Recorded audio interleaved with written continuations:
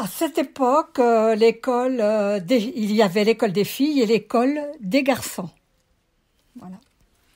Et donc, quand tu avais 6 ans, mais l'institutrice, elle les prenait à 6 ans et elle les emmenait jusqu'au certificat d'études. On ne changeait pas de classe. Elle faisait toutes les classes.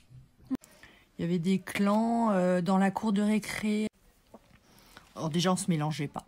À mon époque, c'était à peu près similaire à maintenant. Nous étions par groupe d'amis, soit en fonction de l'école dans laquelle on venait, soit par rapport aux nouvelles connaissances qu'on avait fait dans les classes au fur et à mesure du collège. Et puis aussi un petit peu, les marques comptaient et en fonction de comment on était. Voilà, c'était pas le même groupe d'amis.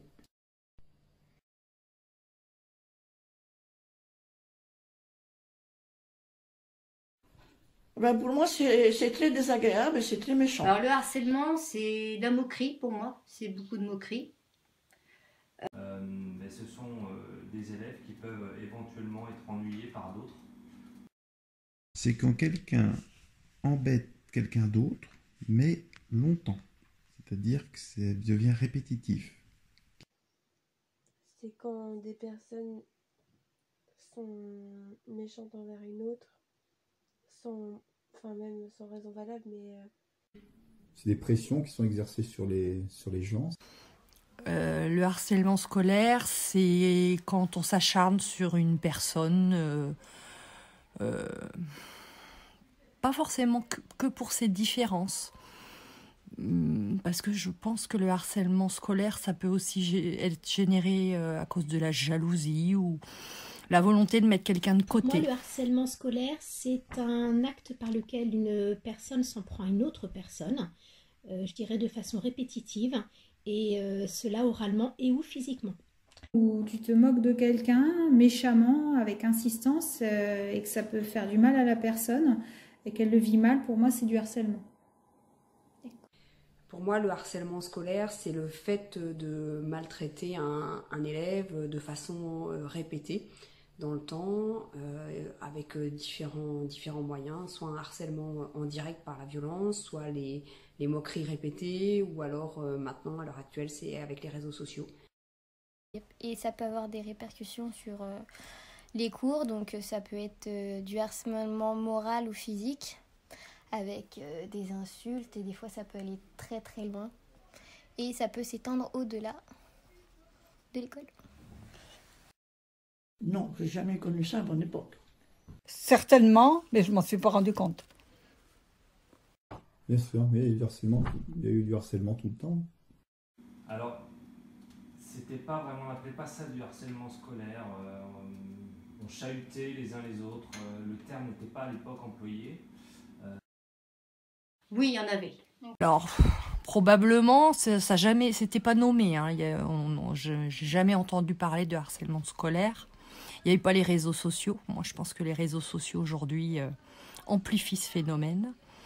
Pas de la même façon parce qu'on n'avait pas les réseaux sociaux qui font beaucoup de mal. Okay. Le problème était rapidement réglé grâce à l'intervention du personnel du collège. À l'époque, on n'en parlait pas déjà. En général, soit c'était avec le directeur du collège, ou soit c'était avec les parents. Parfois, qu'elle nous embêtait ou elle titinait, elle se met une calotte, on la poussait, puis c'est tout, ça s'arrêtait là. C'était ignoré pour moi. Je sais que ça se réglait aussi beaucoup devant le collège, des fois, avec des bagarres ou avec des choses comme ça. Eh bien, nous à l'époque, on se plaignait au niveau de la vie scolaire, hein, voilà, même si c'était très difficile, parce qu'on a souvent peur que ça empire en fait, que la situation s'empire. Et donc souvent les élèves ont du mal à se sortir de ça, ils n'en parlent pas, ils se renferment sur eux-mêmes, et c'est là que ça devient vraiment compliqué. Et ça peut avoir des conséquences terribles pour la victime. Les enfants essayaient déjà de régler les choses à leur façon, et puis après, peut-être quand ils arrivaient à en parler à leurs parents, les parents intervenaient. Et puis si les professeurs le voyaient, Voilà, ils essaient de régler ça comme ça, de faire un conseil de discipline, d'en discuter. Mais de toute façon, le principal, c'est d'en parler à un adulte. Ça a toujours été.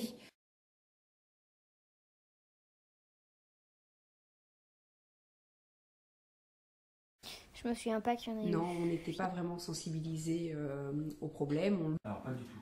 À mon époque, on parlait pas énormément de ça. On n'était pas du tout sensibilisés.